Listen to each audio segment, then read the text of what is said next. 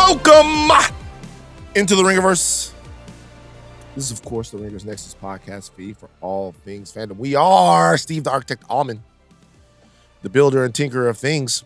We are Jomi, the explainer, Adeniran. You've got questions, he's got answers. We are Old Man Van, he of the receding resurgent hairline. We are Coke, the baby, a Chuck, the 24-karat closer, a.k.a. the brunch hottie. And we are also joined by the Midnight Collective, Aleya the Mod Zenieris.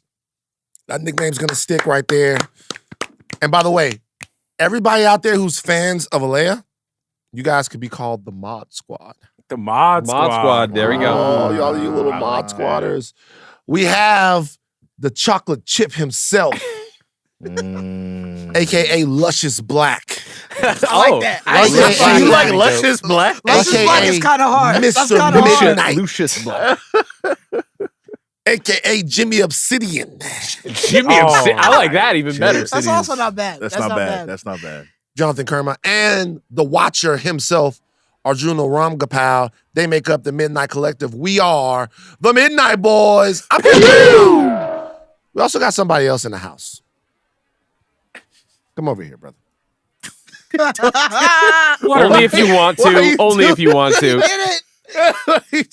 Grab a mic Game. and introduce yourself to the people.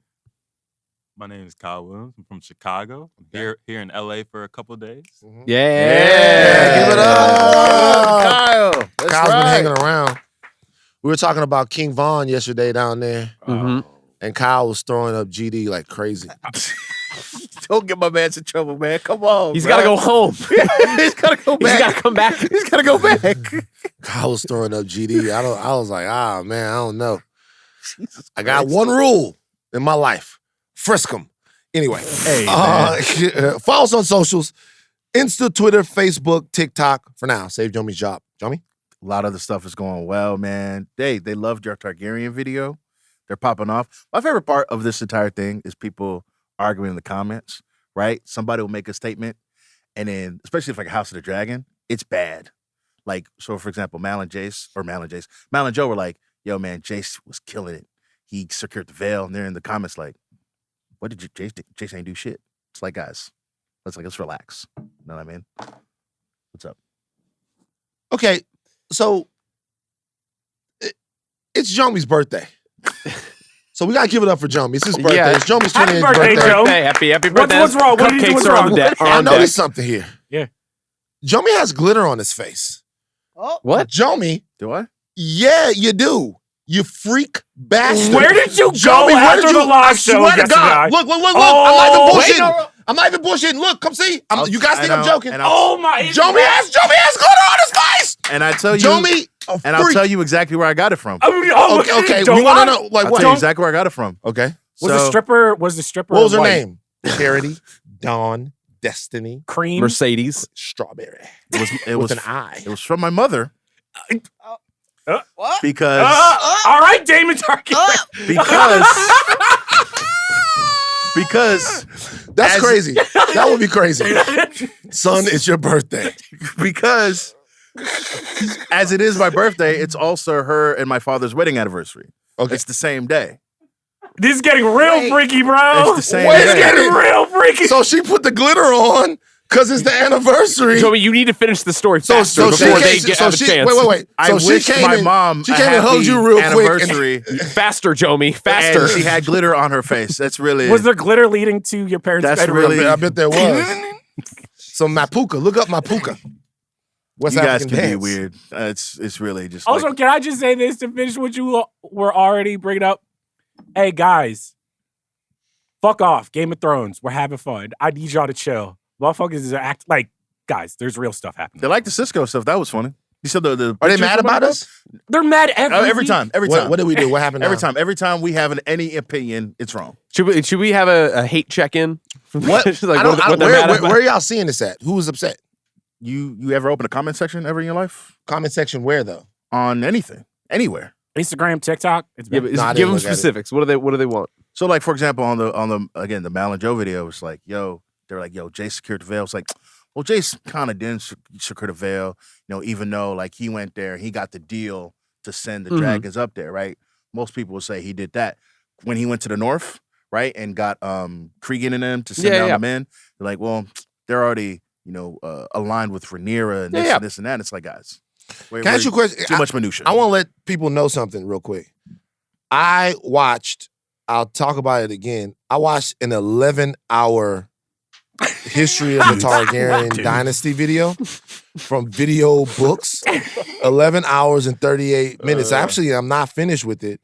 I'm only, what is that, like 6 hours through it? I got some more time. Like halfway through? You're 6 hours into this. How many nights has this been? It's been a lot. So look, let me tell you something. I am the world's foremost expert on the Targaryen dynasty. Right. So, only for 6 hours, and then you got another 6. I feel like George R. Martin might have you beat. Actually, no, he doesn't have me. Honestly, at this point, I don't even know. He's like, so Van will be finishing Winds of Winter. Anybody can fly a dragon. Like, who knows? So what I'm trying to tell you is, I don't give a fuck what y'all gotta say. The buck stops here.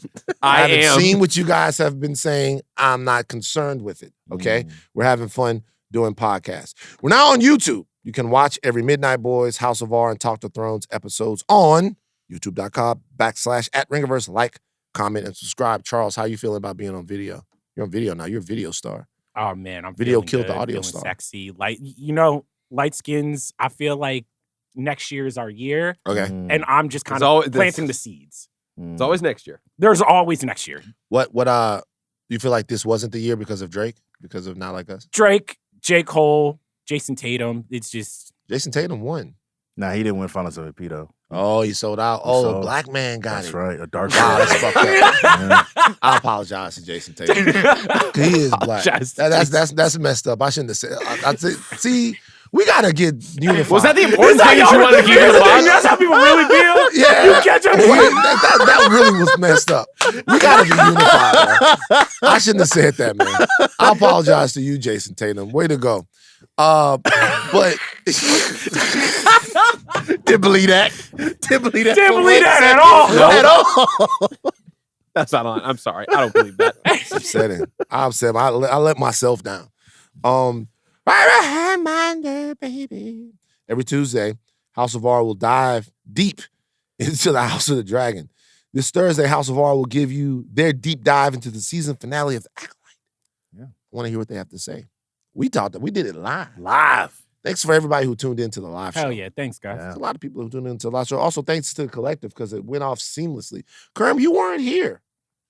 Old man Isaiah was here. His back was bothering him. Why weren't you here for the live show? I was doing something else. You want to know? Oh, Kerm? What's up? You want to know where I caught Kerm? Kerm was not here yesterday. Why? We have the same barber. Ooh. Saw Kerm walking out fresh. You know what I'm saying? Saw a couple shotties like, like, Kerm, get in the car. We got places to be. We talked about the shotty thing. I'm back on it. It's right. We talked about it. They were, what do you want? All right, I'm not going to. I would rather you say bitches at this point. I would not. Like, because that shawty shit, we talked about it, Chuck. Come on, bro. All right. The females. That's again. That's the worst one. That's the worst one. Wait. So our new slang How is name this hard for women on the show is going to be human beings. Because beings. We can't be. All right. So anytime we say human Kerm beings. was hanging out with the human beings with some fat asses. There we go. Because we can't be trusted. We can't just call them women. We can't be trusted. We can't just call them women. Like, what's wrong with that? Women is good, but I feel like human beings is safer. Because finish telling your story.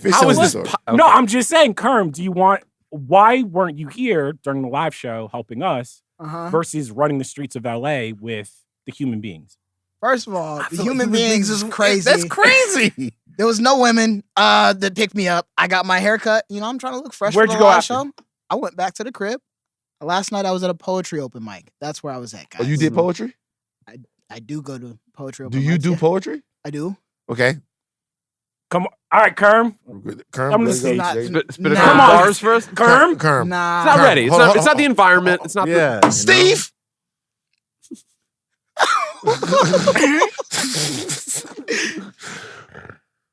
We're doing the poetry. It's like 3 minutes long. Just give us, give us a little poetry tease. Come on, just a stanza. Everybody, welcome. Luscious black to the Y'all ready? stage. Y'all ready? Yeah, you gotta come here. Come here. Come on. I gotta actually get up. Come on, Kerm. Wow. Everybody give it up for Kerm out there, you guys. we're snapping. Kerm. It's Pearl What's your Street. poetry name? Kerm. Okay. Which mic? Okay. Where's Yeah. my camera, Aleya? Right. Okay, right there, right there. Right here. All right, y'all ready? Give him some poetry, Okay. Kerm. I'm a walking contradiction. Mm. Bell hooks on my bookshelf. Mm. Future on my playlist. Mm. I'm a walking contradiction. Mm. Love my mama, but hate it when she calls. Hate my daddy, but would love it if he called. Fuck nigga. I'm a free thinker, but my mind feels like a prison. I'm a big dreamer. Still, I see him sleep.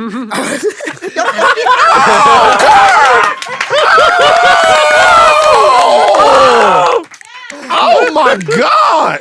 You know how I can tell he's been doing this for a while. The me, he's like, I'm a free thinker. I'm like, a- all right. Yeah. Y'all don't understand. Like, I'm gonna go see that shit like I'm Kerm Daddy. Now, hey, go Kerm! Actually, really great, bro. Cynthia. Cynthia. Kerm. Kerm be getting, I know why you be doing it too. I've been to those poetry Hey, readings. I got know a what girlfriend. Don't do this. Okay. Don't do this. I'm trying not to get caught up. This Friday, we're dropping a special audio feature on Deadpool and Wolverine from Daniel Chin. Hell DC. yeah. Right, DC. Shout out DC. Love DC. Every Monday, the Midnight Boys will give you their reactions to Hot D. Steve, what's your opinion on where we're at right now with House of the Dragon? We're doing great. Cooking with Grease, right? Yeah. It's been a great season. Been a great season. Every Sunday, Talk to Thrones will be up right after the latest episode of Hot D ends. But today, guys, it's all about the boys. All about the boys. Season finale of The Boys. Did they land the plane? Is the question. Steve, spoiler warning as we get into it. We're getting ready to talk about The Boys. You're listening to a reaction podcast. The spoilers are coming. Okay. Before we get into the reaction, we have to put you in the know. The only way to do that is the Midnight Manifest. The only person who can do that is Chuck Wagon. All right. Here's your Midnight Manifest for the season 4 finale of The Boys Assassination Run, directed by Eric Kripke, written by Jessica Chow and David Reed. Shapeshifter Annie proposes to Huey to distract him from the boys' plan to stop the president's assassination. Homelander freaks out when he sees Ryan hiding a photo of his mother and Butcher, which leads Ryan to run to Butcher, who is dying in the hospital. The reunion between Ryan and Butcher is going swimmingly until Grace reveals that they want to hide Ryan away so he can be the one to stop Homelander. Ryan kills Grace, runs away, and Butcher breaks bad. Meanwhile, the boys are floundering as they hide the president, but it's not before long until Shapeshifter Annie tries to assassinate him. But real Annie arrives just in time to save the president. On Firecracker's new talk show, Homelander reveals to the world that Newman has powers. Pushed into a corner, Newman cuts a deal with Huey, but Butcher, along with the superpower tumor, murders her on the spot. Sister Sage arrives and reveals to Homelander that this is all going according to plan, and the new president declares martial law and gives Homelander an army of superheroes that are tasked with hunting down descendants. The boys are captured by this superhero militia, leaving Butcher, Kimiko, and Starlight to pick up the pieces. And that's been your Midnight Manifest for the season 4 finale. Season 4 finale of The Boys. Yeah. It's in the books. Season 4 of The Boys is in the books. Fellas, what we thinking? I like this episode of TV. I really like this episode, actually. It's one of my favorites of the season. I think it does the thing that you want from The Boys, which is, it has action, kind of shocks you a little bit, gives you some of that adrenaline. But at the same time, it stayed away from all the stuff that we didn't love with the season. Like, there's not a ton of the political overtones. You know what I mean? Like, you got the whole president, election being certified. They have it's January 6th, but it's not like the meat of the episode. It's really just they gotta do what they have to do, rescue the president, cut a deal, all that stuff. It's what we came to The Boys for, and I thought this season finale was really good. And I'm really excited to see what happens next. I'd say that this season of The Boys is very, very well bookended. It started great, ended great. We kind of meandered in the middle, but I think the thing that actually counts is where we're left off at the end of this season, because the story that they told for where everything left off and tees up for a final season, I think is very exciting. Mm-hmm. I think it's an interesting, sort of epilogue, the way that this final episode ended with this Nirvana montage of where everybody's going to lead off. And it's this little mini snippets of where everybody is for the beginning of a season 5. I really like that a lot. And this is going to be really, really interesting. Chuck. really, really loved where we ended off. I just think that, the boys always really, really strong superhero storytelling. And it was just great to see, them really just get some of the momentum back and just where all of the characters were left. I'm really excited for the last season of The Boys. What can I say? You wanna I'm play playing that? Stop Play- the Cap play right that. now. Play Yep. What? Did you not like the finale? I just told you I loved the finale. It ranks among some of the best superhero content I've ever watched. All right, I'm Fantastic. gonna play that again. No, we're gonna leave it right there. He said that, he meant it. So I loved it. I thought it was one of the best episodes of The Boys ever. Oh, okay. Okay. Same. Yeah, I thought it was one of the best episodes of The Boys ever. I loved it. Look, it honestly, this one was directed by Eric Kripke. Yes. Honestly, when we were talking about the tone of the season and how we wanted the season to take itself a little bit more seriously and not be sort of a parody of all the things that we're seeing, I thought this episode kind of was exemplary of that. You had real choices, real stakes. Ryan had to make a real choice. We don't know where he's at. It seemed as if he was definitely in the butcher camp after everything, but then he ends up catching his first body, or is it his second body? I guess it's second. Technically second, yeah. Because he threw. Catching his second body. You have the Starlight Huey situation, which, by the way, anytime in any show that someone looks exactly like somebody else. Same thing with X-Men 97. And then the other person goes, "How could you have fallen?" I hate it.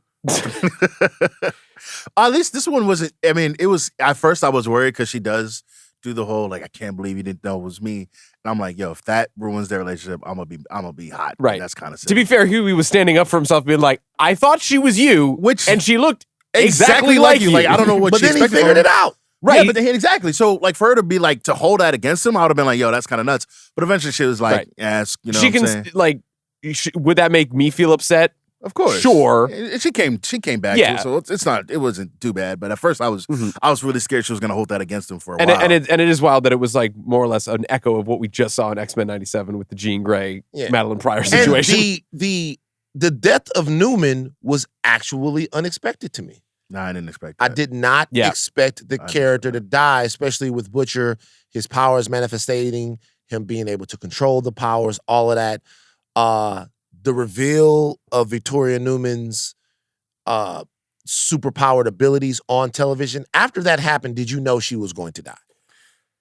Her days were at least numbered. I didn't know it would be that quickly. The quickness at which she turns and wants to offer up basically a plea deal with the boys to be like, all right, I'm out. This is too much. We're done here. I think that was kind of well resolved. I think more so that her death and quick exit from the show was surprising and shocking. And I think that was effectively done. The Starlight is taken over by a shape-shifting soup dynamic. What if they'd have done that episode 4? If we know that Starlight is a fake, because and it's gone on under their noses for several episodes. Think about the Acolyte, right? Weeks. We talked about the Acolyte and the fact that the Acolyte wasn't really. It got to some things too late and didn't do some things well enough. Right. Yeah.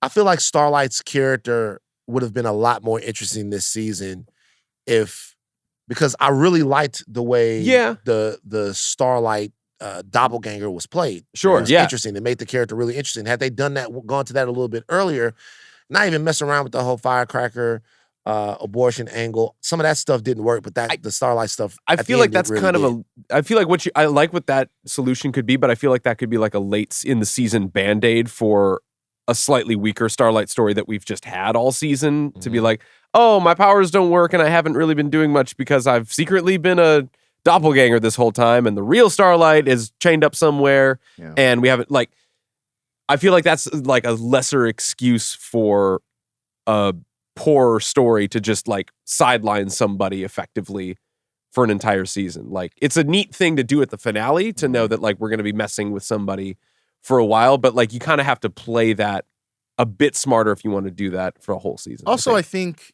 it to your point, it does work at the finale, and it makes sense because this show, if anything, is super subtle about what it does. Right? Very a lot of nuance, a lot of nuance, right? Very satirical, but no, this was literally a mirror conversation, right? Looking herself in the face after doubting herself. Who am I? Starlight? Am I Annie? Like, who am I supposed to be? And she has to face herself and be like, oh, I have to figure out who I am, before I make the next step. So, like, again, kind of obvious, but that was her journey throughout the entire season. Yeah, I'm just saying that, like, throughout so much of it, like her powers activate, Yeah, and she flies away with some. Like, she flies like fucking it was Superman. cool. It was cool. It was very cool to watch. Yeah. Her powers activate, and you kind of don't know why it happened at that point. Yeah, we don't. I mean, we don't, but it was cool. So you enjoyed it. Did this season finale, for all four of us who liked it, did this season finale redeem the season or answer any questions in any way? Did the season end on a strong note, strong point? Oh, it absolutely ended on a strong note. And I think, we talked about this on the Acolyte episode where, the finale doesn't, like, we didn't think it was going to be the deciding episode, but there was a chance, like, if the finale slaps and if it does everything it needs to do and it's awesome, you could walk away with the, like, oh, yeah, that was You cool. talking about for the Acolyte? For the Acolyte. Oh, the Acolyte was already cooked by the time the finale came. It wasn't cooked. Oh, let's not rewrite it. No, It wasn't completely was. cooked. No, it was cooked, but y'all were like, no, That's not what we said. We said the episode before. I gave the Acolyte a 2 make it or break episode run. You did. Yeah. And it broke both times. Yes. Like, so that I don't know. Episode 6 was cool. episode 6 it was fine. It just never the never got huge back to the heights. episodes. Yeah. It never got to where it was trying to go. Mhm. Yeah. The Acolyte finale was good. I liked Yeah. it more than I Yeah. didn't like it, but it wasn't enough to to round the show off into something Sure. that was but amazing. But I think The Boys was, right? I think The Boys did do enough to round out the entire season. Mhm. Again, Steve, like the bookends, right? When you get to the end, you're like, okay, I understand where we are, how we got here, and where we're going forward. I think, from a storytelling perspective, that works. And they did what they had to do so that when season 5 is about to come out, we're like, yo, I remember these characters are. I can't wait to see where they go next. Anything you would like to add? Flabbergasted Holmes. Whenever you want to talk. You want to tap no, in, man. I'm like, because here's the thing, I'm not taking up space. It's just like I'm know not what this taking up is? space. You know what this is? Remember when I think it was either 06 or 07? Kobe didn't want to shoot. Kobe didn't want to shoot? Yeah. That's what this It is. just guys, we can't keep falling into cliche. Like, well, the bookends were great. All right, well, say what we really mean. We had an okay season opener. We had a pretty good finale. And then we had a bunch of stuff in the middle that at best was inconsequential, at worst was a waste of time. And honestly, if we're being real, for the big fundamental things that happen in the season finale, the show just kind of drops them. Like Kimiko and Frenchie finally kissing or whatever. I was just like, everything about this season about Kimiko not being able to talk, everything with her history, everything with Frenchie, dating the guy that he murdered the family. That was the 2 storylines that you wanted to go down towards to get to this moment of these 2 characters finally kind of consummating their relationship. It didn't make any sense. You know what I'm saying? Like that's a level of them like That was something that was kind of just shoehorned in.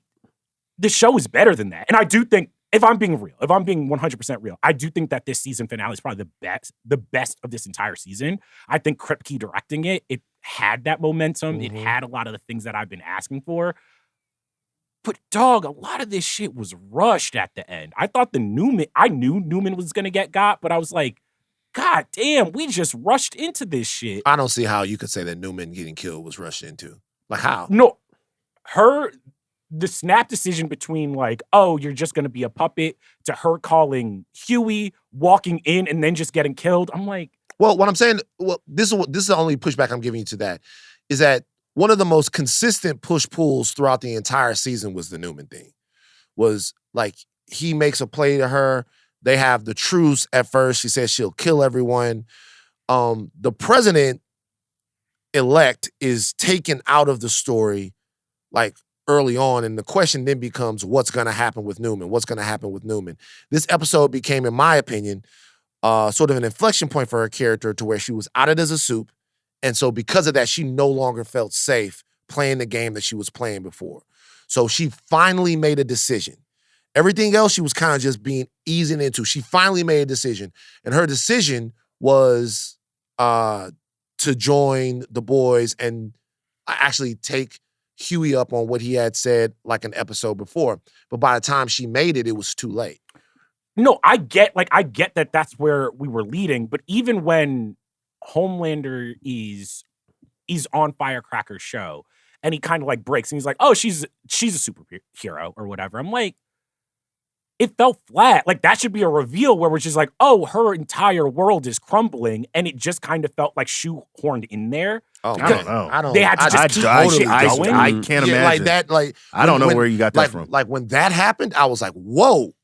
Like literally, like when that happened, I was like, shit. He sold her crazy. Yeah. Yeah, but it's like, just why at that moment? And like, I was just like, I'm like, why is Homelander doing this at this moment? Because he's like, a piece of shit.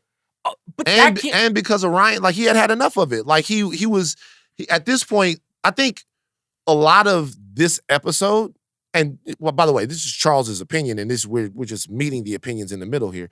But a lot of this episode was about people in the boys being sick of pretending. Yes. Like he was sick of pretending. She wasn't. He was sick of pretending. Butcher was definitely sick he of tried, pretending. though. He tried, He tried. He tried. He tried like it, and so all of the walls and the facades kind of came down at the same time. And like he got her out of there. Ashley, who's like the comic relief for the show sometimes, and the show that has a lot of comedy. The desperation of her situation when they're like she knows more than anyone, we got to kill her, and she runs and she takes the V. I was like, oh my God. Like a lot of these scenes were high leverage scenes to me. I mean, and I've agreed with you for the most part about the season, but I felt like there were a lot of high leverage scenes in it this just seemed episode. like things to me, like once again, I do think that this was one of the better, if not the best episode of the season. But a lot of the stuff that kept happening in it just felt like moving pieces, like this is what we need to happen. Even like the list of like Homelander being like, all right, we need a list of all the people who know too much shit. And then they just kind of start going around Vought killing people. I'm like, what?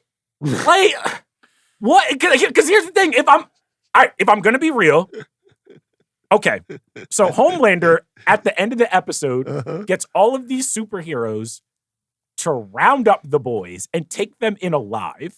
The boys know more than anyone. They let Kimiko escape. They let Starlight escape. Butcher is out here. So I'm just like, so you're more worried about some pencil pushers at Vought that you kill like this. And the boys, you're like, we got to take them in alive. I'm like, those are the type of things. Well, he might not know. There's a lot of moving parts there. Number one, he might need the virus. He might need to know where the virus is.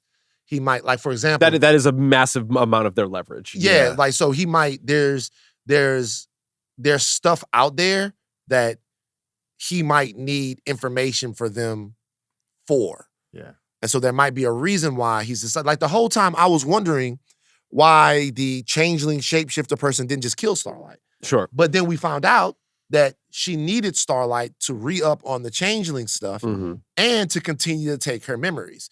So the people at Vought that know too much, their knowledge can only hurt Homelander's cause. I think the boys might have some knowledge, at least the way I'm reading it, that could help Homelander's cause. I'll give you guys this.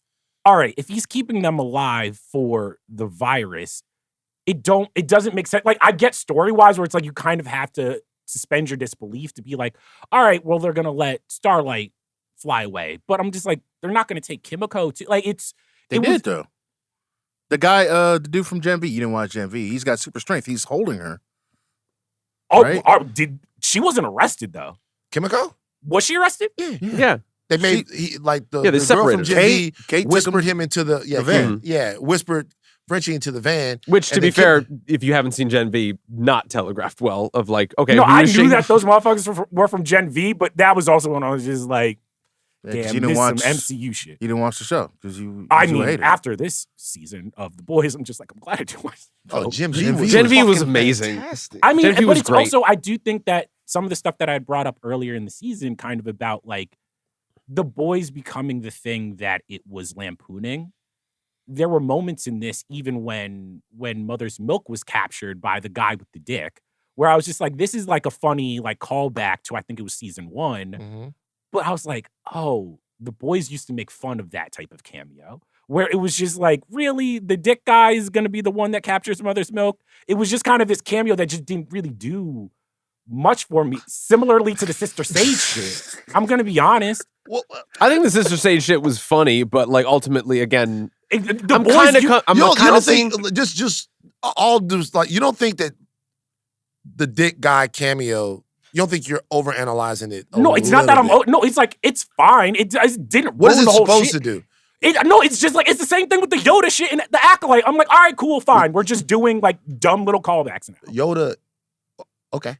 But no, what? so confirmed, Dick Guy is the Yoda of Dick the guy is Boys. the It Yoda is. of the Boys. How could it be? Like it's like the Yoda thing is meant to telegraph an entire future and set the stakes for the world. Now, oh my gosh, she's talking to Yoda. The dick guy thing doesn't even mean anything. It's just a funny thing that happened in the But season prior. No, my issue though, and it's like the same thing with Sister Sage Yeah. walking in and doing the supervillain shit. Was like that was my plan all along. The Boys used to be the show that was making fun of all of these very cliche happenings that used to happen in like just superhero storytelling. And now they're falling into the same cliches where I'm just like, oh, okay, you guys are just another superhero show. Well, this is kind of my thing though. So let's get back to the reality of it. When James Bond is captured, you're not really watching to see whether or not James Bond dies. When Ethan Hunt is captured, you're not really watching to see whether or not Ethan Hunt is going to die. Yeah. You know they're not going to die. In order for Ethan Hunt to die in the Mission Impossible movie, the movie would have to be called Mission Impossible 10, The Death of Ethan Hunt. Right. Or Mission Part kinda 3. Mission Possible. Mission Possible, The You Death know, of... yeah. You're watching the show Mhm. to see how they're going to escape. Yeah. That's why you're watching. You're not watching because the Avengers are going to get all killed. You're watching to see how they win. At the moment that you're not watching to see how they win anymore, you don't fuck with the show anymore. Yeah. You don't fuck with the Avengers anymore. The moment that you are looking at the guy who's holding the gun, and you say, okay, well, this time Ethan Hunt has to die. Like, if Ethan Hunt doesn't die, then this movie doesn't make any sense. He's lived and he's lived and he's lived. They need to kill him. He's got him right there. They make fun of this in Austin Powers. Yeah. They It's the Dukes of Hazzard fallacy. Yeah, Yeah. They got him right there. They got to kill him. The moment that you feel that way, just skip the next movie because it's the boys. They're not going to kill all the boys. They're not going to kill the boys at the end of the No, show. I'm not asking for any of the boys to like. I've said this the whole season. It's not that I need any of the boys to die or get mortally wounded or any of this shit. I just do need some of this, just storytelling wise, to either make sense or make me feel like to care. Like They were all captured, and we don't Yeah. know what their future is. And it's like, how are the boys going to get out of this one? Yeah, Like, they how are boys gonna they get were out of all captured like y'all individually. were worried about the boys getting captured. Oh, I mean, by Homelander, yeah. yeah. Sure. I mean, look. To if me, it feels substantial, because the rest of the season has more or less been like, okay, wacky adventure on a farm, figuring out what Tech Knight is up to in his, Pleasure den, in his yeah. pleasure den, Zendaya, like all that stuff. Like this actually felt of consequence. Whether or not you felt it was dramatically effective so can vary. Ryan and Butcher, Ryan killing his basically his caretaker in front of Butcher. Ryan's turn. How did that work for you? Oh, I knew she was got the moment. Yeah, the moment she wouldn't Yeah. let it was the moment she wouldn't gab. She as well. sold I that like- entire interaction though. Yeah. I was like watching here, and I was like, "Oh, he about to kill." Well, here's my thing with Ryan too. I'm gonna be honest. The baby's bad vibes. I mean, yeah, you could just look in the Homelander's kid's eyes and be kid, like, yeah. "Damn." But how many more times can I be surprised when Butcher fucks over the boys? How many other times how many more times can I get surprised or even care when Homelander is like, fuck the 7, I'm killing a bunch of y'all, I'm getting new people. And once again, now we have mini Homelander and Butcher where I'm like, how many times can I be surprised when Ryan is like, you guys don't love me, you want to use me for my powers, and just like fucking does some fucked up shit. Like, When does that happen? I guess at the end of season 2? Maybe? What are we talking about now? Like Homelander or baby Homelander being like, you guys want to use me for my powers? Was that season 2? I think It this was most done, of this season. I think this was done in a different way. I think if I people that are saying the push-pull with Ryan is getting a little monotonous, I could definitely understand that, right? Yeah. But what I will say is here, there are a couple things that stood out to me about this one. Number one, he killed someone he knew. Yeah. And someone that he had a lot of relationship love with. for. Yeah. A lot of love for. Number two, I think losing Ryan in that situation sort of activated Butcher. Butcher was trying to give Ryan the autonomy that Homelander never got, and she didn't trust that. Yeah. She was she had too much mental structure to trust in just loving the kid enough to let him make his own decision, and to know she didn't know him well enough to know that if they would have just let him leave, he would have come back to them. Exactly. Right? Exactly. And so it's parenting an adolescent is very difficult, but it's never as high leverage as it will be with one who can destroy the whole planet. So the question is, like, how do you do it? Is he too far gone now? Like, can he be brought back into the fold? The boys, like any other show, the question eventually has to become, can they win? Yeah. Will they win? We don't know if the boys will win. Like, the show is set up for there to not be a winner, right? We don't know if the boys will win. We're not sure if they will win or if they won't win. This question might not be whether or not the boys win. It might be because we've watched them lose, right? The question is, are they put, I've said the question is like 3 times, have they been put into a situation where their opposition looks formidable enough for us to be interested? I vote yes. I vote that it was the job of this finale in the Empire Strikes Back way that it tells its story to put us in a situation where we're like, damn, the boys took an L. Right. And I think that ended up being the case. And I thought it was all done in a wow. I had a bunch of different wow moments in this episode. A lot of stuff around Newman. The scene with Ryan had me transfixed. A lot of the stuff that was going on, the chaos worked for me.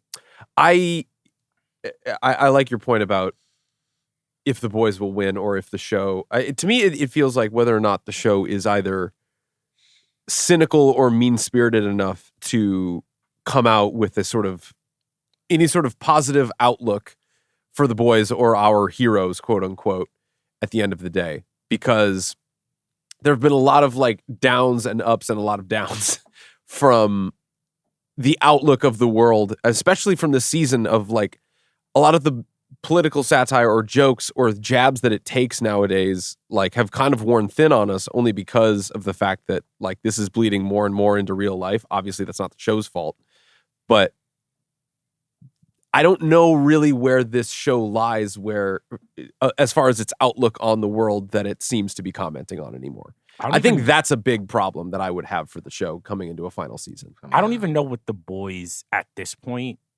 really has to say. And I think that's where maybe a little bit of like... Because you really felt like it had a lot to say in those first 3 seasons. And this is the season where I'm just like, what? And I think this is the trap of just it's not just a boys thing. I think this is a lot of art. I think the Acolyte, we kind of brought up similar problems. Like, wait, what does the Acolyte have to say about police brutality or have to say about like corruption and all of this stuff? And I'm like, what does the boys have to say about the rise of the far right and tyrants and this time in America? Like, the more intimate questions that like even Huey brings up to me are more interesting of like, can we like forgive? Can we just, violence is not the very good line in here was like, in order to beat monsters, we have to start acting like humans. And I was like, this is okay. Like there's a lot of nuance and that's smarts what the in here. show has to say. I know. And I'm like, I know, but you know what I'm saying? White did not do a good this season. That was very, very muddled to me. Yeah. It did because the season, 90% of the season was very much about like the satire and the politics and the rise of Trump and all of this shit. And I was just like, it took until the end of the season to be like, all right, Huey saying like, all right, we need to learn how to forgive. We need to start acting like humans. We can't become the monsters we're hunting down. Yes and no, right? I do agree that like a lot of the political stuff was overdone. It was like way too much dip on the chip. But we see Huey like episode to episode forgive his mom, forgive A-Train, just like become I don't say a better person, but like learn to be like, yo, I gotta let things go. So at the end there, when he makes that statement, it's not just, oh, I just had an idea one day. It's like, Right, no, it he's didn't been come out of living it. nowhere. No, That's what it I'm didn't saying. come out of nowhere, but it definitely, what I'm saying is that's a stronger hook for me in terms of just like emotionally, that I'm just like, I would have liked to seen that handled better over the entire season versus it kind of just being like, all right, we're going to throw to another Fox News joke where I'm like, all right, well. This is what I would say. So when that's the underlying narrative of the entire show, right? This season it crystallized because what we're really trying to figure out is not what's worth fighting for, because essentially they're wrestling over power, but how you do it. The stakes are high. Like Butcher can win. He can win by releasing the virus. Yeah. But the victory would be Pyrrhic. And it would be Pyrrhic because you're going to have to lose Kimiko. You're going to have to lose Starlight. You're going to lose A-Train. Ryan. You're going to lose Ryan. He could win. He could win, right? A lot of how you win a fight is in the way you fight. And America at large has lost sense of that. Like, if conflict is different than community, you have to win a conflict. You have to de-escalate a conflict. In communities, you have conversations. Not that you don't have opposition, but you have conversations. The boys, throughout this entire season, they seem to be operating under the notion that the gnarlier they get, the better it is for them. The more gnar they get, because Homelander keeps raising the stakes. And at the end, Huey goes, no. That's not what's going to win. I don't think that that's how we're going to do that. And if I bring that back to the situation that we're in the country now, I think that's the question that we're asking.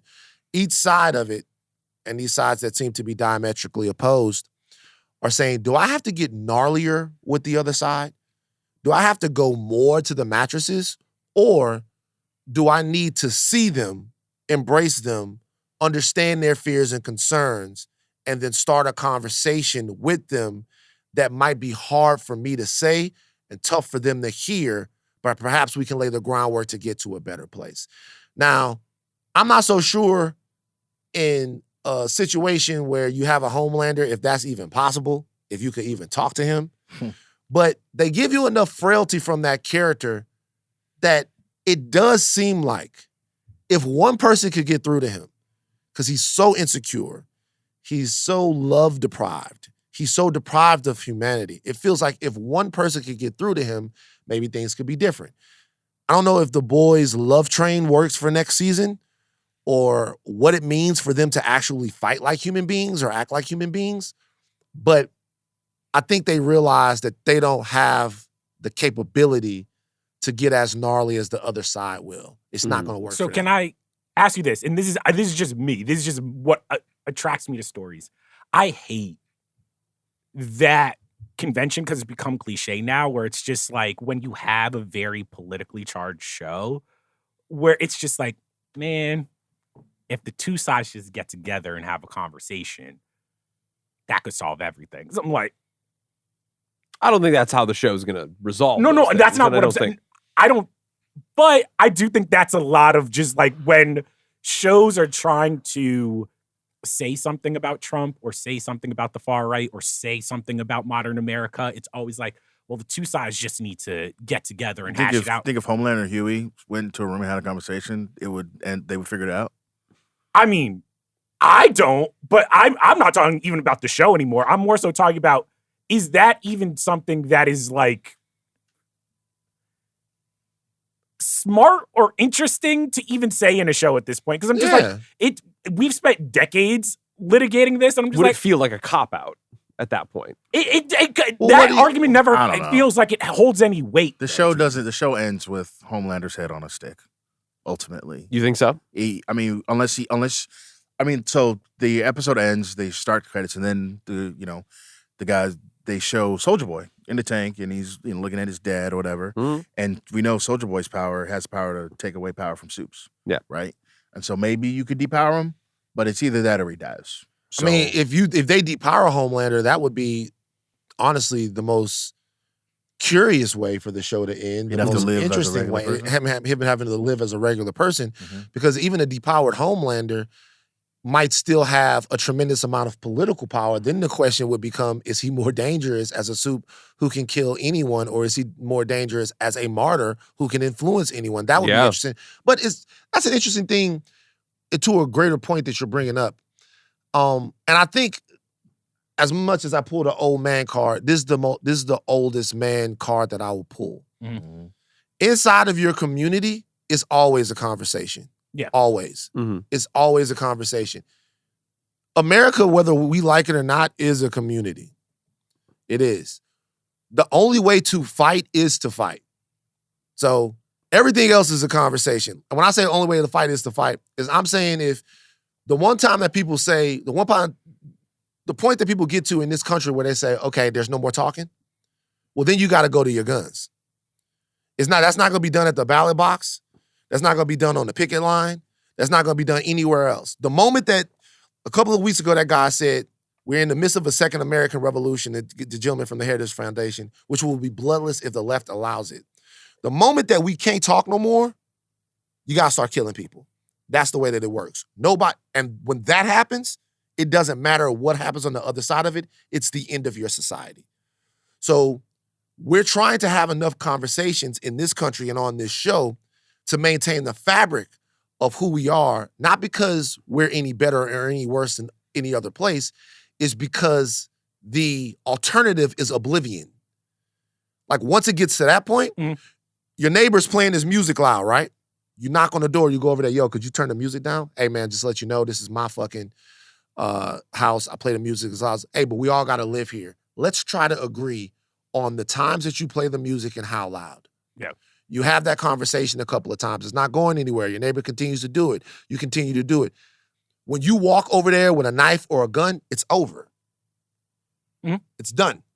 No more music, but now that situation you can't walk back from. The moment you can't talk about it, it's over. So in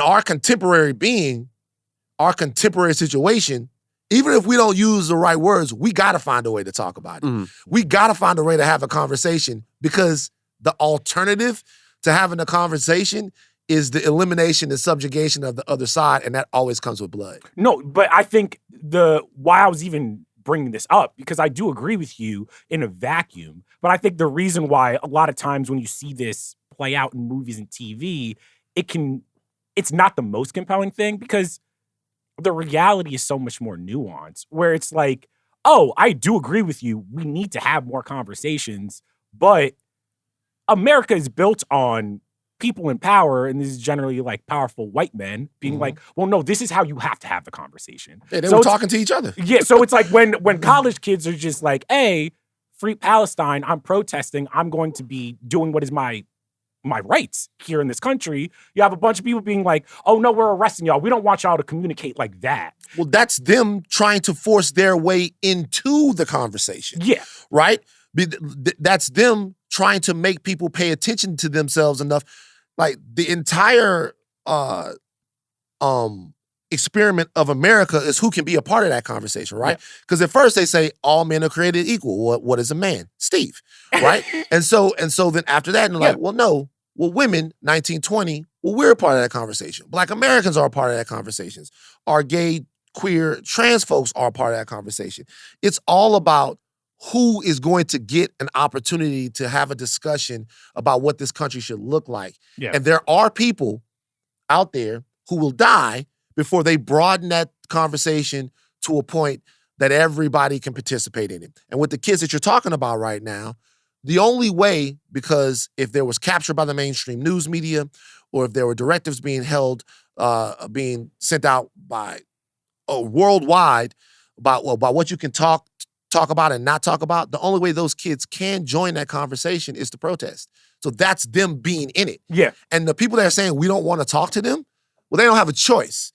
And so when you look at this episode, to bring it back to the boys so we can stop doing higher learning. We're doing what the show's doing. Right. We're just talking about politics, Right. not superheroes. No, because I know, because you, everything that you're saying, I'm just like, oh, this is why I think I'm tripping up on the season, because even the conversation we're having, I'm like, that's almost too complicated to have within an hour-long episode of The Boys, or a season long, just because The Boys has to do so many other things. There's like the overarching Butcher and Homelander story. There's the story of Vought and everything that that's saying, and The Boys. And it's just like, oh, trying to have even a conversation of like, who gets to talk in this country?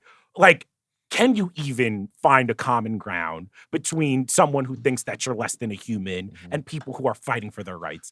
Those are all things where I was just like, I don't know if The Boys is the type of show that can land that plane. And that's nothing against the creators. It's just, it's a superhero show that needs to be entertaining. What do y'all think? I liked your point about, the guy going to the house for music, and like, because we talked about a lot about like, why don't some criticisms or some things people say about the show is, well, why doesn't Newman just blow everybody's heads off? Why don't everybody just kill everybody?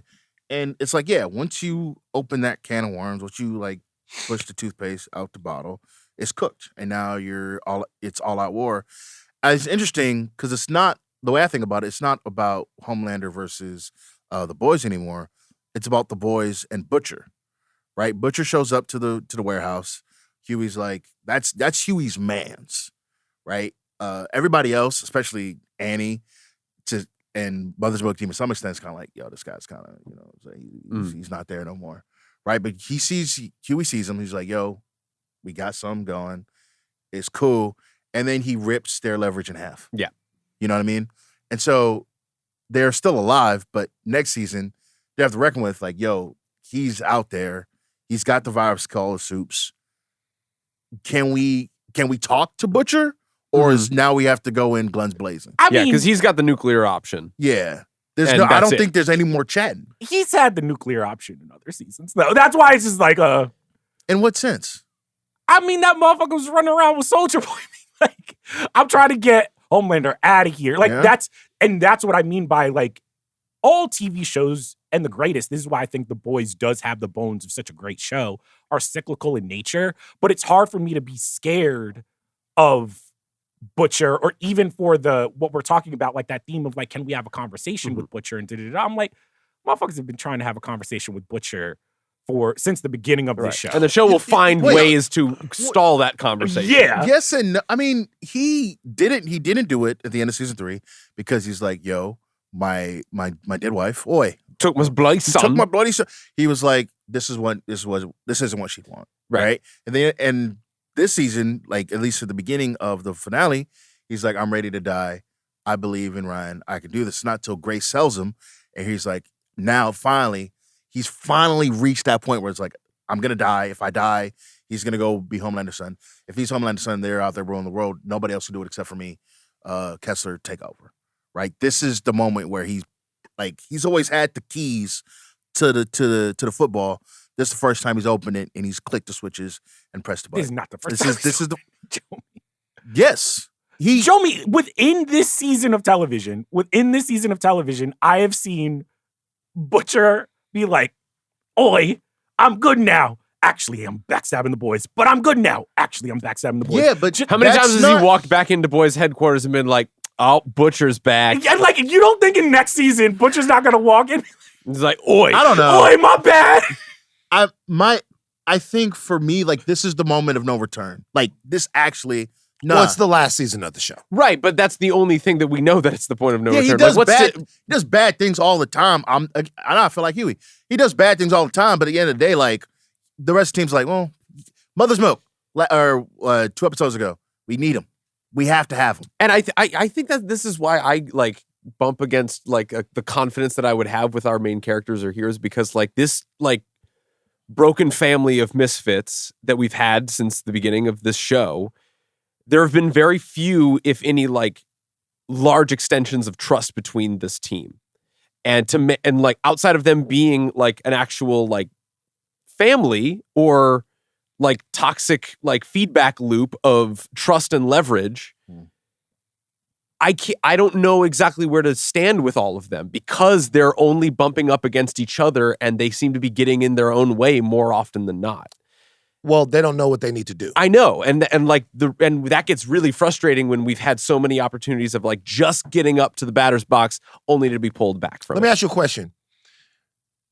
If they would have killed Homelander season 3, would their problems be over? No.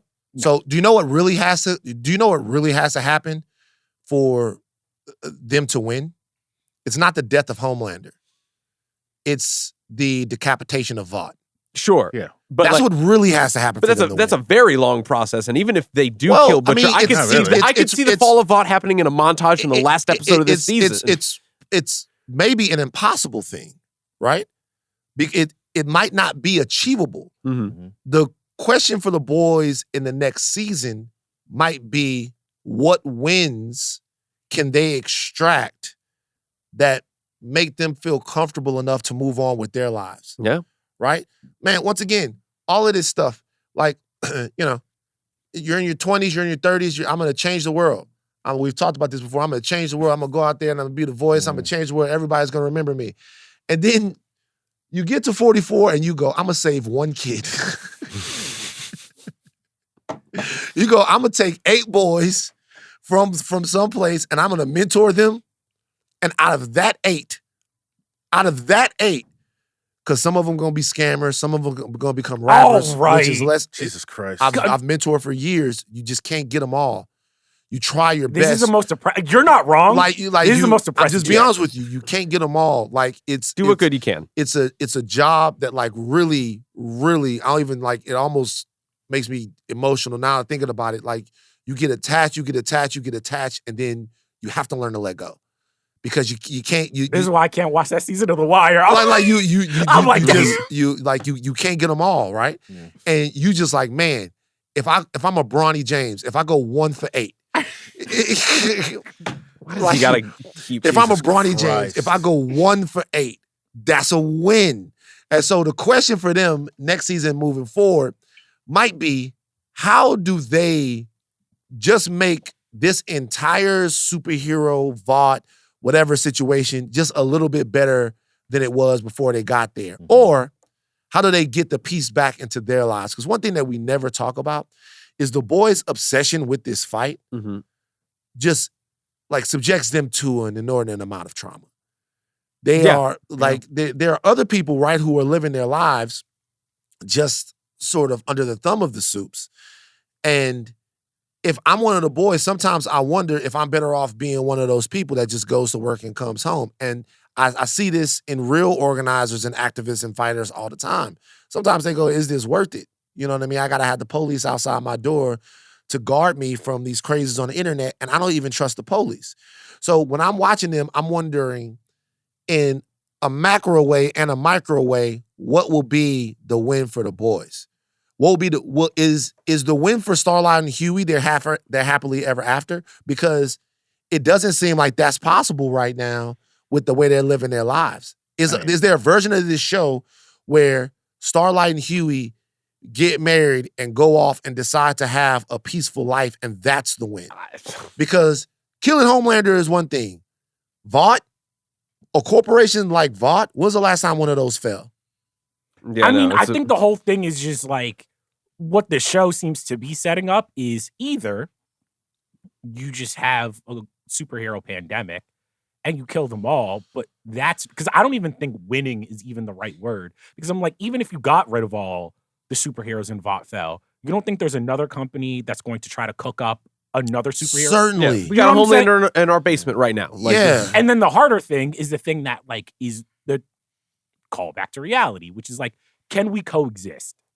Can superheroes and regular people can coexist? Can races coexist? Different religions? And that's the harder thing. Like, that's the thing the boys, and I think more so Huey, is trying to preach, is like, is there a world where superheroes can exist without subjugating people without powers? Is there a world where superheroes... Or power can exist without subjugating people? Yeah. I mean, can superheroes even save people in this world? Because that's a lot of what this season was interrogating, where it's like, Vought superheroes, like, A-Train saves his first person he's in his 30s this season. Mhm. Ryan is just like, I'm not saving people. This is all staged. But do you see that right there, though?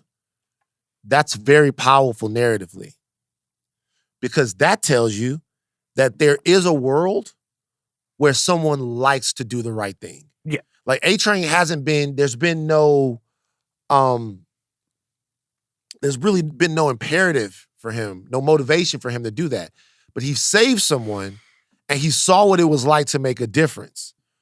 Ryan wants to save someone. So there's a world where they're actually superheroes who want to use their power for good. The question is, are there enough of them out there who are not corporatized to feel that way?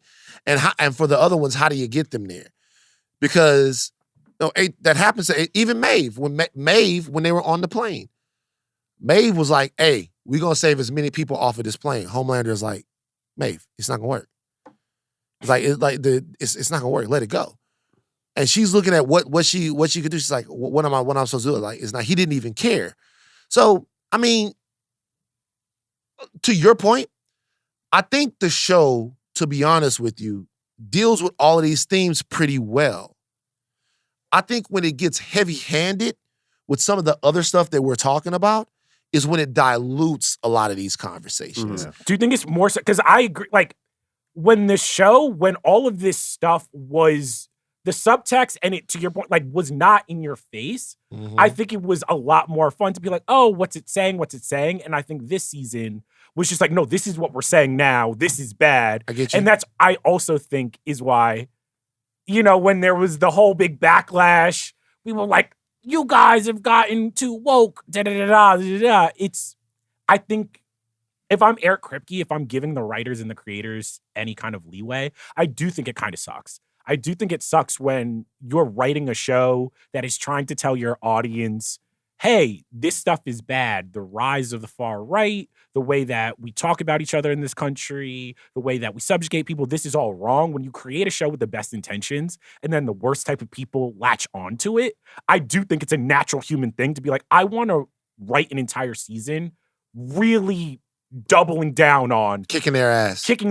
But I do think that the harder thing to do, that's where, I think the harder thing to do is like, what was it about what we were doing in those other seasons that hit our intentions? Or what were the things that we did in the other seasons that potentially were not maybe the greatest ways to go about it? And that doesn't mean you're like, fuck Eric Kripke. No, it's just like, it's art. Sometimes you're just like, you can't bat, No, I think I see what happened. I think so.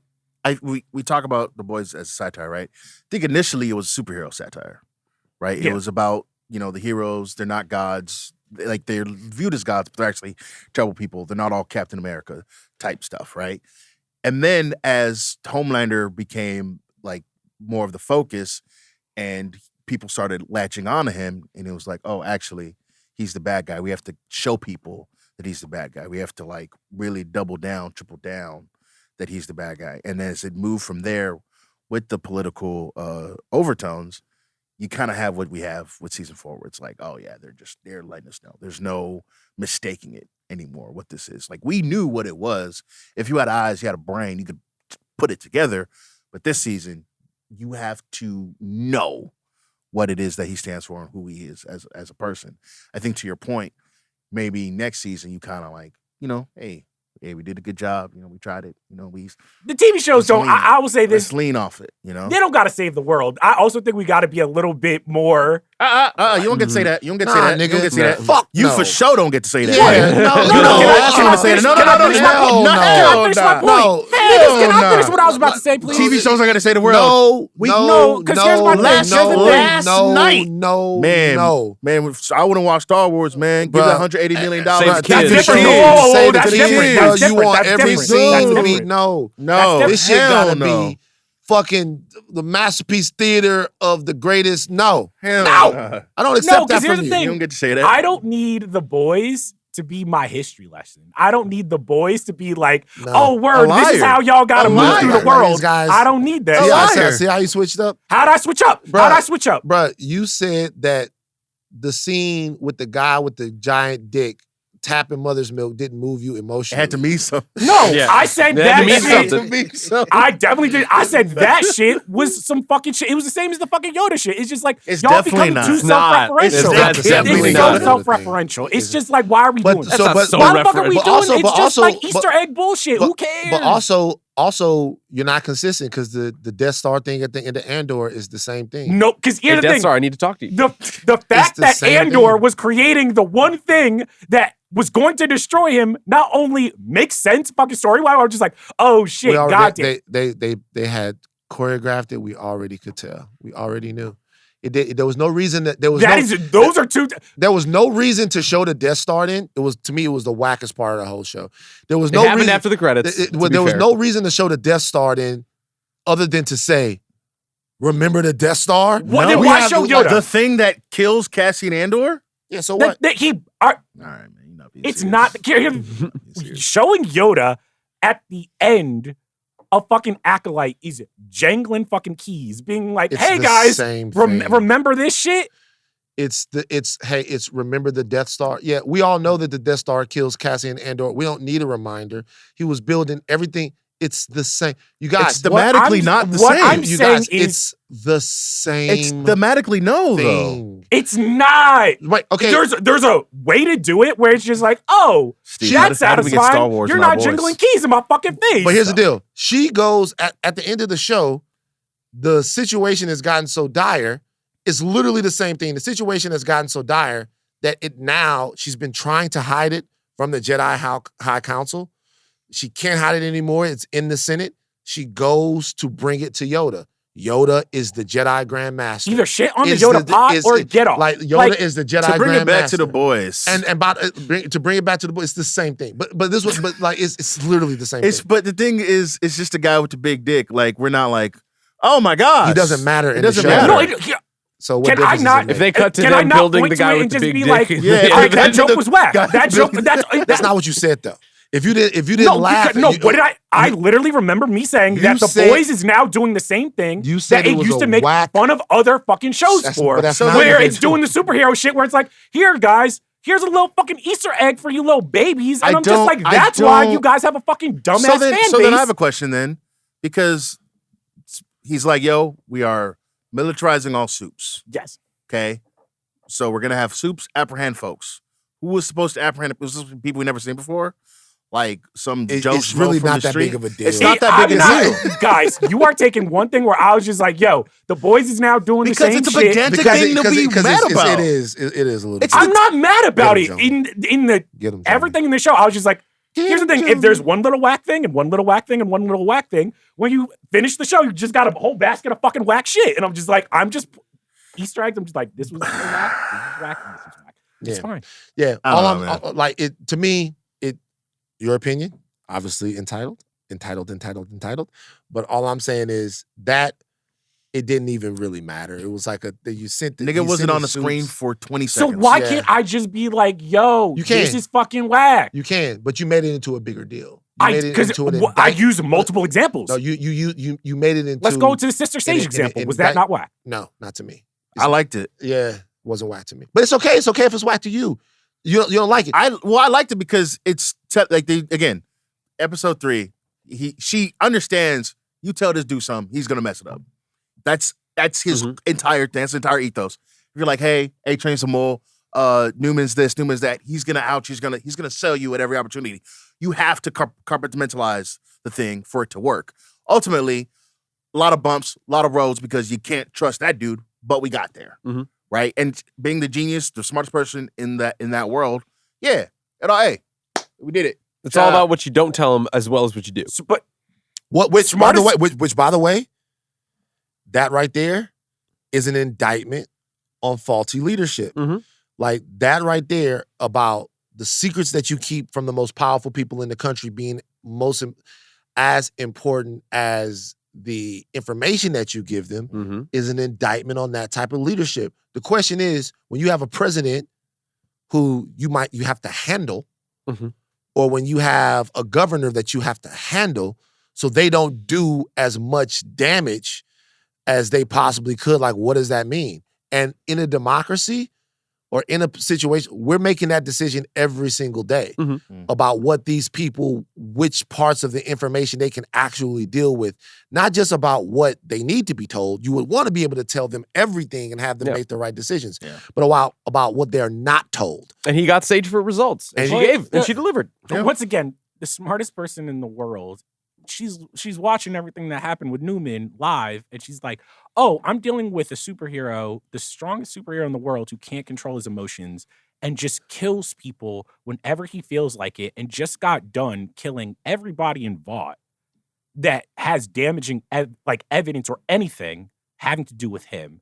And you're like, you know what I want to do? I want to cozy back up with him. Once again, it's just like, if you're going to make the smartest fucking character in your universe, he's only as smart as the writers. And I'm just like, this is some dumbass shit to fucking do. Why is it dumb? I just want your opinion. In your opinion, why is it dumb? So if I'm the smartest person in the world and I'm dealing with a superhero who cannot control his emotions and at every turn snaps and starts just killing people, I'm like, this motherfucker just let me walk away.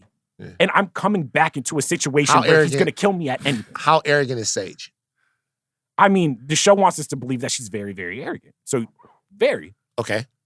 But that to me is like, I still can't really do anything with that because I still am just like, well, she's still a dumbass then. The show, again, shows how you said it, Homelander, why would she cozy up to the guy who could like kill her like with just like, all right, I'm going to go fucking kill Sage?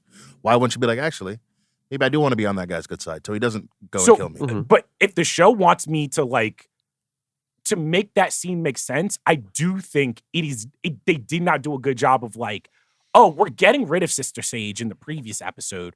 She's not in the entire season finale, and then she pops up and she's like, all according to plan. And then I'm like, that's a very cliche evil genius thing to do, where I'm like, you guys are better than Do you know what the most important thing? What was the most important line that Sage uttered the entire season, in you guys' opinion? I mean, outside of the very funny lobotomized head nod that she gave. I like that. Which was very funny. I like that. Was what funny. Was the most... I can't remember. I like when she said she called him a pendulate child. Was that what she called Homelander? The most important line that Sage uttered the entire season, I could just cure cancer. Mm-hmm.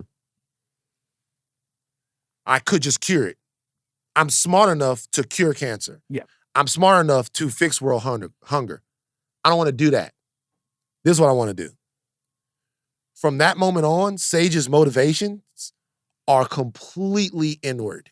Yes. It's about not actually being a light to the world or a fix to the world.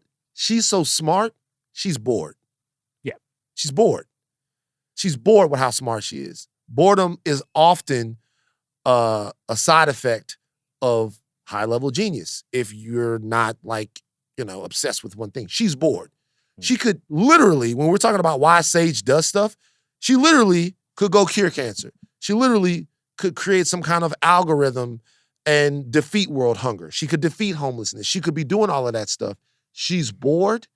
She wanted a challenge that was outside of her. She's doing this because it's fun. It's for the love of the game. For the love of the game. That's I'm the thing. Maybe this is next season though. And so for her to come back into the fold of Homelander or to be near Homelander, the part of it where he might kill her and she has to use her mental acuity to navigate around that, that's what she likes. That's what she likes. Because the moment that you lobotomize her, she starts liking a whole bunch of regular, stupid, silly shit that the rest of us likes. That's the part of it that she likes.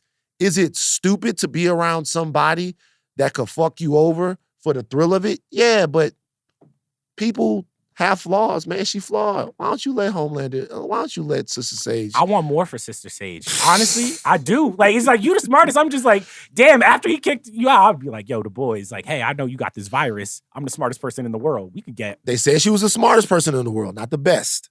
Mm-hmm. So she's the smartest. By the way, all of these things are legitimate criticisms about the show. Everything that we're talking about. When I think of smart, if I was the smartest person in the world, I wouldn't be nowhere near Homeland. He right. Like, I'm not saying he, but he What right. would you be doing?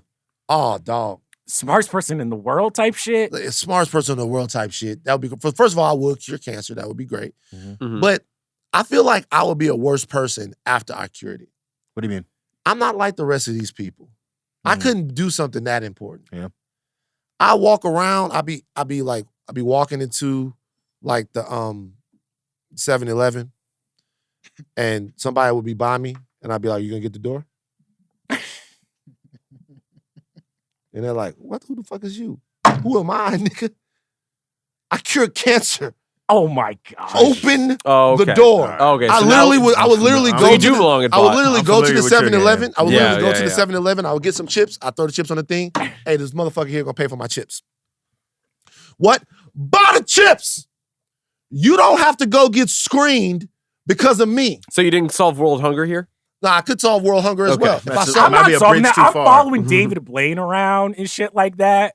And I'm just like ruining everybody's day. He's just like doing a magic trick. I'm you like, yo, like- watch that motherfucking. Why wouldn't you do a better But that's magic not- trick? that's not going- You ever met him before? I ever told you a story? That's Yeah, not you gonna met ruin David his, Blaine. that's not going to ruin his day. But I'm smarter than him, Oh, so I can figure out all of his tricks. that's not going to ruin his day. That's going to drive him. I've never seen a nigga who loves magic more than David Blaine. I never told y'all David Blaine story. I've heard the David I Blaine feel like story. I've heard Yeah. it before. Like, you all you're going to do, if you did that, He goes back in the lab for Do a you want to year. tell the audience the David Blaine story? I'm almost sure I've told it on the podcast before. Have I not? We got a new audience on YouTube. Man. Okay, cool. David Blaine story, quick. So years and years ago, shout out to Donnell Rollins, right? Me and Kalika go to the Dave Chappelle show at the Palladium. Oh, I've heard this. Right. We go to the Dave Chappelle show at the Palladium. I know I've told this story on here before, but whatever, I'll tell it again. We go to the Dave Chappelle show at the Palladium. We're walking away. Donnell Rollins hits me. He goes, "Hey, do you want to come meet Dave?" I'm like, "Hell yeah!" Like Donnell had us all hooked up. We was up in the VIP. Tyga was there. Kylie Jenner was there. Yikes. As Yikes.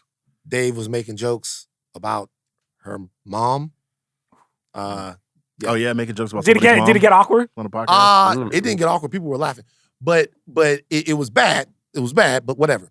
So we go back there and we backstage, and man, backstage is crazy. Eddie Murphy backstage. Like, David Blaine is backstage. John Legend and Chrissy Teigen are backstage. Wow. Like, everybody's backstage, and everyone's like talking to Dave. And I see David Blaine, and everywhere David Blaine goes, he's like looking at people. Hey, you want to do a magic trick? And it was That like, feels what? sad to me. He's like, you do a magic trick? No, this is the best shit ever. Do a magic trick? And I look at David Blaine. I'm like, I'm talking to Kalika. I'm like, hey, man, this nigga David Blaine had done like 9 tricks. He got the card. He doing all kinds of different shit, right? And so I go over there. I'm like, fuck, and I'm about to watch one of these David Blaine magic tricks. I'm about to look at one because I want to see how he does his thing. Mhm. He's doing a magic trick for Chris Spencer. Shout out Chris Spencer, comedy legend Chris Spencer. And he's doing a card trick with Chris Spencer. I'm looking at the card trick. And anyway, he does the whole thing. Chris Spencer picks the card and he goes, that's the wrong card. And David Blaine goes, what? And Chris Spencer goes, yeah, that's not my card. That's not my card at all. And David Blaine goes, I don't know where your card would have went. And he looks at me and he goes, you. I'm like, what? He goes, you. I'm like, hey, don't touch me. I'm not into the witchcraft, my nigga. And he goes, come here. And I look down and I'm like, no fucking way. The card is under my watch. Do you remember at Rolled it all up. I don't. him putting the card on your watch? Bruh.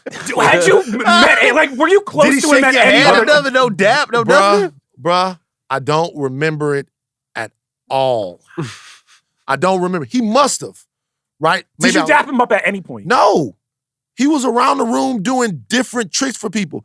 I think there might have been a point to where I was talking to someone else and he put the card under That's my some watch. creepy shit, bro. Wow. There might have been Right. like whatever. And so for the rest of the time, like, cause I was actually scared because I'm Of country. course. Mhm. Like I was scared. I look And then it caused an argument with me and Kalika because Kalika was like, you were in on that trick. And I'm like, I wasn't. She was like, don't lie to me. And she was like, you mean to tell me you did not, nothing? I'm like, I'm telling you, this nigga, he put the watch, he planted the card on me, and I didn't feel it. And she's like, I don't believe it. I don't believe it. I think us going backstage and the whole setup was a setup for you guys She to do thinks this. David Blaine was texting you like, hey, man, we gonna get him with this one. Come back, hey, Van, like, hey, bro, it's time. It's time to do the card trick. Come back to the room. So the whole thing. But after that, I actually was like, now I'm on your hip. Now I'm on your hip. Now I'm trying to see how you do these Did card you tricks. figure out any of them? No, I Hell didn't. no. I didn't. But I'm telling you, If I was the smartest you person in the definitely world, would. I'd follow would. him around. But you would drive him crazy because all he would do was try to think about ways that he could get over on. He would love that. He would take you on the road with him. Like, because he loves to do magic to people, bro. It's so nuts. He did magic. Arjuna, can we get tickets to a David Blaine show? He might have been canceled. Oh, really? Yeah, he Put the mic down. He said, He was. He are canceled. Did they cancel him? He might have been canceled. Damn. Steve, what would you do if you were the smartest person in the world? Avoid getting canceled. That's what I'd do. Oh, Be hard. I would like. Oh. Oh. I didn't know. Guys, I didn't know. Yeah, no, we might not. All right. ourselves So with we not on the David Blaine shit. We might not want to involve Tough. ourselves with David Blaine. What's Chris Angel up to? Mind freak. I'm almost sure he got canceled. How about moratorium on That's why I didn't say it. I'm almost sure. Why do you go from him to Chris Angel? A lot of magicians, Penn have been Teller some canceled? fans No. get freaky. I don't think they got canceled. A lot of magicians have been canceled. I think they canceled David Copperfield. I think he got canceled on some Epstein shit. I think We don't need to say why. I'm just being for real. Like Chris Angel, you could look at him. He definitely a fan. He definitely a fan. You can't name your show My Freak and be like, He definitely a fan. Yeah. Chris Angel was up there doing magic with nipple clamps on and all kinds of shit. Yo, what show? He had that show. I was mind free. I was locked in. Wait, did he have the show where they put him in the fucking water and shit in like tank and he had to get out? Yeah, I think so. Damn. I think so. I didn't know this, guys. I'm not up on my canceled magicians, but I am now. It's probably a lot of them. You There's gotta gotta be a be. freaky ass Yeah, nigga to it's devote gotta your life be. to magic, bro. Yeah. All the time, just tricking people. You gotta be a fan. It's all wait. I have to push back, Steve. If I'm a magician at that level, I think you do get a pass if you go to a party and be like, you want to see a trick? Because I'm like, if a magician's really good, I'm always like, my night is so much better now. Yeah, but I was yes, loud. that's true. But unless I'm hired for that, I'm like, it feels weird to just make my only social cachet. Yeah. Hey, do you want to see this? If you just Because I can't actually talk to you at the about like, house what's party, going on. like, got a deck of No, but cards. that's regular magicians. If Yeah. you on a level where it's like you doing some shit like hiding cards and like, that's a different level. Yeah. But also with these magicians, they get asked to do tricks a lot too. I'm sure. We had this dude at TMZ, Chris, who was a member of the Magic Circle. And Nice.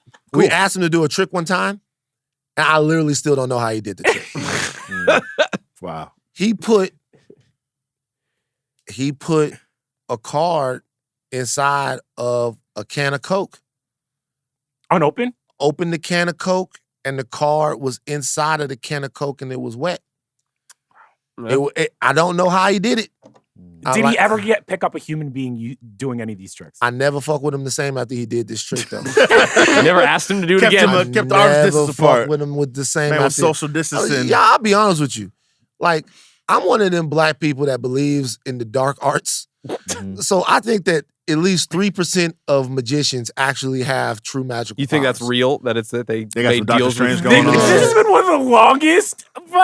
If I was the richest person in the world, Anyway, I would just be the GM of the Lakers. We win a championship every if year. you're the smartest person in the world, Yeah, I would just be the GM. Yeah, we just, If you were The smart, you smartest wouldn't be person in touching the world would not Lakers. be the GM of the I- fucking if Lakers. it was me, said if it was me, I would get. Actually, you know what I would do? I'd do some Jerry Jones type beef. You know what I'm saying? I would like get some stocks. I wouldn't be at a racist rally when I was 14. That'd be crazy. Yeah. But I would get some stocks, make $1 billion, buy the Lakers, and then just run the team, and we just be winning. Yeah, I mean, I would, like I said, That's what I would cure a lot of stuff and get rid of a lot of problems, but everyone would hate me. Mm. Man. They don't have to though. Hey man, here come the nigga that cured cancer, bro. He about to remind us. Like I'm at the fucking blackjack You table. never hear the end of it if Van did it. Just have it on a Never. t-shirt. I cure Never. cancer. Never. Midnight meter. Chuck? Oh, the midnight meter. 1 to 10. 1 being terrible, 10 being very, very good. But the thing that makes the midnight meter different from all the other rankings is we reserve 11 and 12 for utter game changers. On last night's episode, we gave the Acolyte. What did we give the Acolyte? I gave it a 4, 6, 6. Ooh. 5 or 6. 6. I believe this is 6. It was 6. It was All right. 6. So 6. today, let's start Mint Boys first. Steve, where you at? Midnight man? meter for the Boys season 4. This is a longer season than I thought. I think this is a 7 for me. Okay. It comes to a very good, again, book ended very well. Occasionally, like very much sags in the middle, but occasionally pretty good. Not reaching the heights of season 3 for the boys, but interested to see where it goes. Yeah, I think I was higher than most. Probably give it an 8. I liked a lot of the stuff that went down this season. I liked a lot of the character journeys. I think the political stuff was a little bit heavy-handed, and that like took away from a lot of good stuff that happened this season. So I'm gonna give it an 8. I'm gonna give it an 8 too. I said that if the season was uneven, it was still great stuff. If it landed the plane, I would give it an 8. So I'm gonna give it an 8.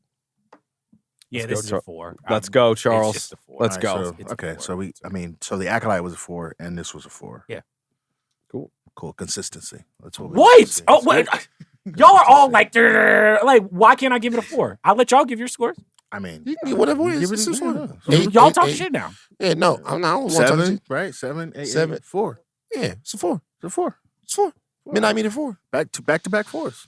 Yeah. Yeah. What's the big deal, Jomi? Why can't he give He it can a give 4? it. He could give it a 0 if he wanted to. No, You but know? you feel a certain type of way about You me can give giving it a 4. You can give it a 4. You can give it a 4. I mean, I don't know. I feel like this was a better season of television than The Acolyte.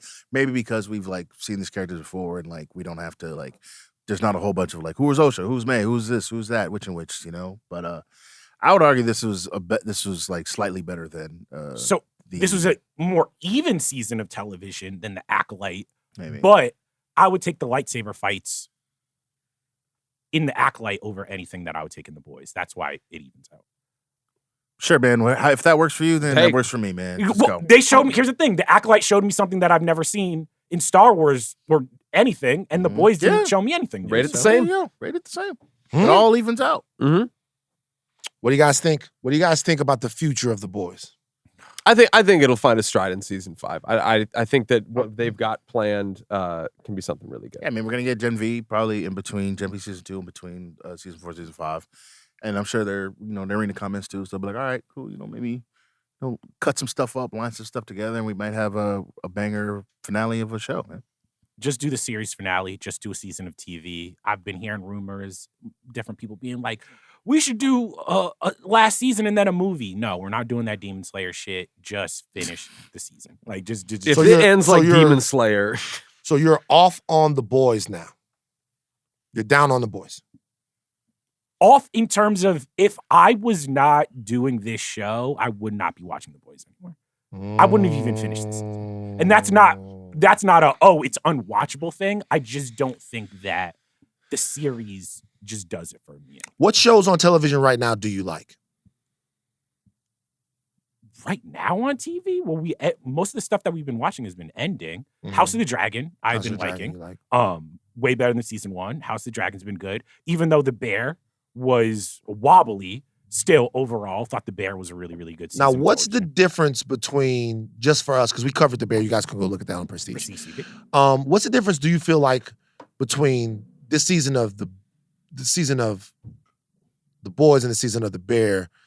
The Bear started really well, ended really well, had some wobblers in the middle, and some real mistakes in the middle, if you ask Yeah. me. One standout, really fucking fantastic episode, which I guess might be the difference. Was Napkins. like what? Why are you higher on? And you guys can listen to our coverage of the Bear on Prestige. Why are you higher on the bull on the next season of the Bear than you are on the next season of the Boys? Because I think it's a couple things. I think when I would put the Bear in this, I'd put the Shogun in this, but if we stick with the Bear, uneven season of television. But that first episode that we saw, I'm like, oh, this is the creators reaching for something. They're trying to do something that I really haven't seen done in TV before. So it was the same thing when I was talking about The Acolyte. I'm like, if you risk it and you try to show me something that I've never seen or push the envelope in a way, I'm going to be on board more. I think also just emotionally where the characters are, I'm invested in Tina after this season. I'm invested in a lot of these characters. When they get messed up or things happen to them, I feel it in my gut and I'm just like, oh my God, not Carmi, not Sid. And I just didn't feel that this season. And I think a lot of things happen. Like we barely talked about everything Huey went through this season. And I just didn't really feel. I was like, okay. If just shit keeps happening to characters, but I'm not feeling it, I do sometimes think that that's like a failure of the show. And I think The Boys is a good example of Richie.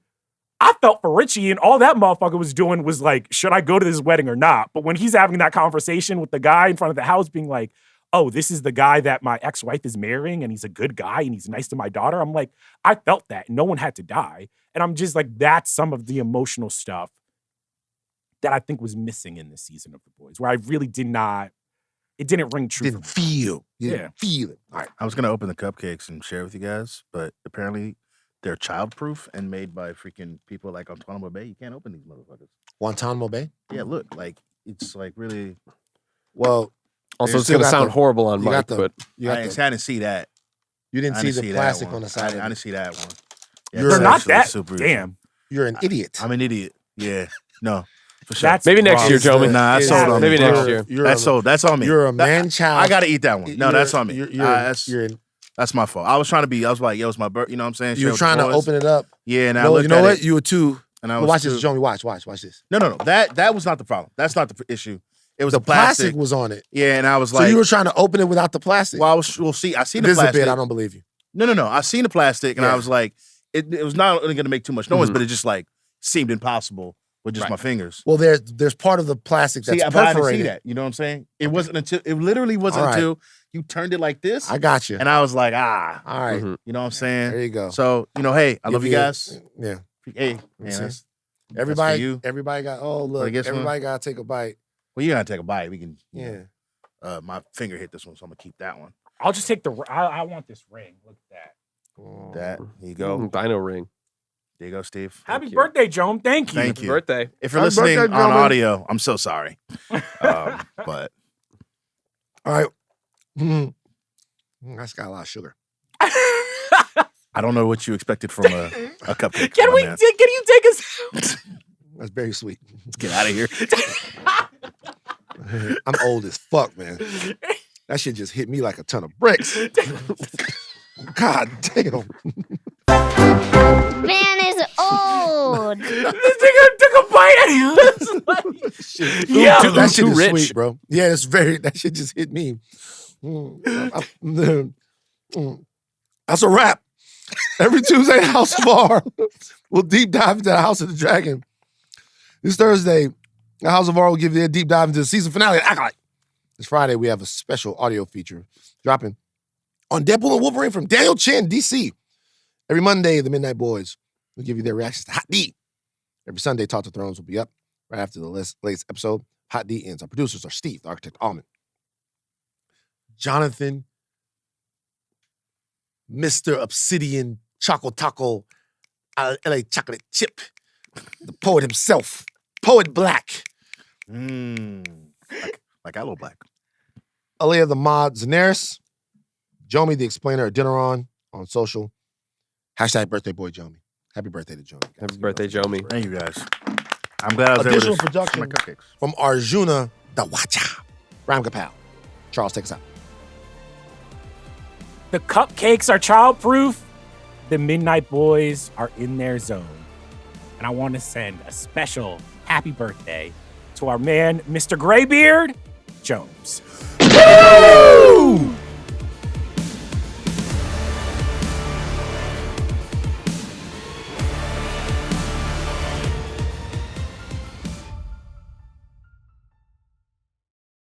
No, I would not even, if you could be like, you could go back to being like 21, 22, 23. If you told me go back to maybe like 38, just to where, because I could use those 6 years to get ahead. But like, you guys, you guys are wasting your youth. You can't even see it.